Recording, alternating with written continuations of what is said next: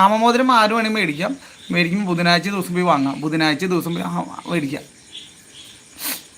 ആ ബുധനാഴ്ച ദിവസം പോയിട്ട് ആമമോതിരം വാങ്ങാം. ആമമോതിരം ബുധനാഴ്ച ദിവസം പോയി വാങ്ങാം. ബുധനാഴ്ച പോയി വാങ്ങിയിട്ട് വന്ന് വൈകുന്നേരം ആകുമ്പോൾ അതൊക്കെ വൃത്തിയാക്കി കഴുകി ഈ മോതിരം വാങ്ങണം. അന്ന് വീട്ടിൽ മത്സ്യമാംസം ഒന്നും വയ്ക്കണ്ട. മോതിരം വാങ്ങാൻ പോകണമെങ്കിൽ അന്ന് മത്സ്യമാംസം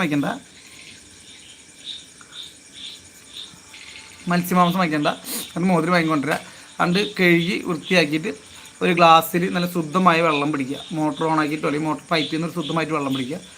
വീടിൻ്റെ പുറത്ത് പോയിട്ട് തുളസി ഇല, വീടിൻ്റെ അവിടെ അല്ലെങ്കിൽ പുറത്തുണ്ടെങ്കിൽ തുളസി ഇല ഒരു 3 തുളസിയുടെ ഇല 3 മതി. ആ ഗ്ലാസ്സിലിട്ട് വയ്ക്കുക. അത് ഈ മോതിരം അതിലിട്ട് വയ്ക്കുക. അത് പൂജാമുറിയിലോ അല്ലെങ്കിൽ ഒരു ശുദ്ധമായ നല്ല സ്ഥലം, വൃത്തിയായിട്ടുള്ള സ്ഥലമായിരിക്കണം. അവിടെ എടുത്ത് വയ്ക്കുക. അവിടെ എടുത്ത് വെച്ചിട്ട് പിറ്റേ ദിവസം രാവിലെ തന്നെ കുളിച്ച് ശുദ്ധമായിട്ട് ഒരു വാഴയുടെ നാക്കല ചെറിയ നാക്കലെടുത്താൽ മതി. നാക്കലെടുത്താൽ അതിൽ കുറച്ച് പുഷ്പങ്ങളൊക്കെ പറിച്ച് വയ്ക്കുക.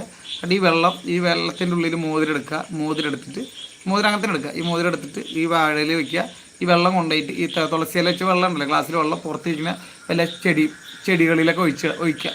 അത് ഇത് കൊണ്ട് നേരെ വിഷ്ണുവിൻ്റെ ക്ഷേത്രത്തിൽ പോവുക. വിഷ്ണു അമ്പലങ്ങളിൽ മഹാവിഷ്ണു ക്ഷേത്രം ഉണ്ടല്ലോ, വിഷ്ണുവിൻ്റെ ക്ഷേത്രത്തിൽ പോവുക. അതിന് കുറച്ച് വെള്ളം കൊണ്ടുവന്ന് വെള്ളം കൊണ്ടുവന്നു ക്ഷേത്രത്തിൽ പോയിട്ട് അവിടെ കൊണ്ടുപോയിട്ട് കൊടുത്തിട്ട് പേരും നാളും പറയും. നിങ്ങൾ പേരും നാളും പറഞ്ഞ് ഈ മോതിരം കൊടുത്ത് പൂജിക്കാൻ പറയാം. ഈ പേരും നാളും പറഞ്ഞ് പൂജിക്കും. വ്യാഴാഴ്ച ദിവസം കേട്ടോ, മഹാവിഷ്ണുവിൻ്റെ പ്രധാനപ്പെട്ട ദിവസമാണ് വ്യാഴാഴ്ച, ശ്രീകൃഷ്ണന്.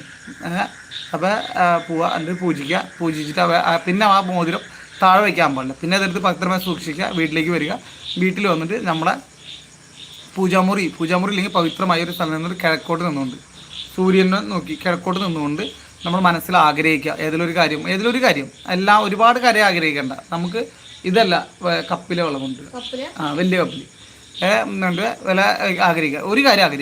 ഒരു കാര്യം നമ്മൾ ഏറ്റവും പ്രധാനപ്പെട്ട ഒരു കാര്യം ആഗ്രഹിച്ചുകൊണ്ട് കയ്യിലണിയുക. ആ പുരുഷന്മാരാണെങ്കിൽ ഈ കണ്ട ചൂണ്ടുവിരലിലോ ഇല്ലെങ്കിൽ നടുവിരലിലോ ഉപയോഗിക്കാം കേട്ടോ. ഇതിലുപയോഗിക്കാം. ഈ 2 വിരലിലും നമുക്ക് ഉപയോഗിക്കാൻ പറ്റും. കൂടുതലും നല്ലത് ഉത്തമം ചൂണ്ടുവിരലാണ്. പക്ഷെ ഇങ്ങനെ ഉപയോഗിക്കണം കേട്ടോ. ആമ നമ്മുടെ ശരീരത്തിലേക്ക് കയറി പോണ പോലെ ഉപയോഗിക്കണം. ഇങ്ങനെയാണ് ഉപയോഗിക്കേണ്ടത് കേട്ടോ. ചിലരിത് മറിച്ചിടാൻ പറയും, ഇടരുത്. ഇത് ഉപയോഗിച്ച് കഴിഞ്ഞാൽ പിന്നെ ഊരാൻ പാടില്ല. ഊരണോണ്ട് കുഴപ്പമില്ല. നമ്മളെപ്പോഴും മത്സ്യമാംസം കഴിക്കുന്ന സമയത്ത് ഊരിയിട്ടും സോപ്പിട്ട് കഴുകിയിട്ട് അപ്പത്തിന് ഇടണം. ഇത് മറ്റുള്ളവരെ തൊടാൻ പോലും അനുവദിക്കാൻ പാടില്ല. നമ്മളെ ഭാര്യയോട് മാക്സിമം ഇത് വേണമെങ്കിൽ നമ്മൾ ഭാര്യയോ ഇങ്ങനെ വെറുതെ തൊടുന്നോണ്ട് കുഴപ്പമില്ല. പക്ഷെ മൂന്നാമതൊരാൾ തൊടാൻ പോലും അനുവദിക്കരുത്. മൂന്നാമതൊരാൾ ഇത് തൊടാൻ ചോദിച്ചു കഴിഞ്ഞാൽ കൊടുക്കരുത്. ഈ വെറുതെ തൊടാൻ പോലും കൊടുക്കരുത്. അത് നെഗറ്റീവ് വൈബ്രേഷനാണത്. അത് നമ്മൾ ഊരാൻ പറഞ്ഞാൽ ഒരിക്കലും ഊരേ ചെയ്യും. നമ്മൾ ഊരിക്കഴിഞ്ഞാൽ നമ്മുടെ സൗഭാഗ്യം അവർക്ക് കൊടുക്കണമെന്നാണ് അർത്ഥം. അതിൻ്റെ കണക്ക് അങ്ങനെയാണ്, സമ്പ്രദായം അങ്ങനെയാണ്.